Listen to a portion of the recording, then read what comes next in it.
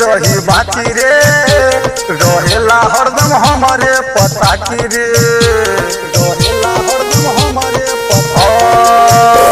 सैया के छोट भैंस रही बाकी रे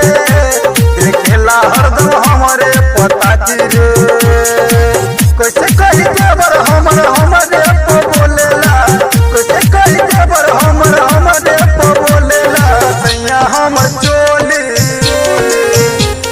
सैया हमर चोली पिचकारी से धोले बा सैया हमर चोली पिचकारी से धोले बा सैया हमर चोली पिचकारी से धोले बा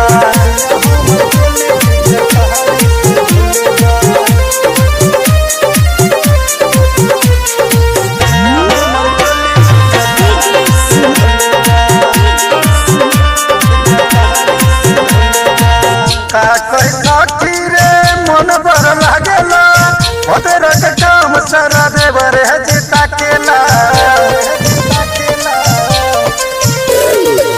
का कोई साथी रे मन बर लागेला भतोरा के काम सारा देवर है जीता केला भतोरा के फोन स्विच ऑफ हरदम रहेला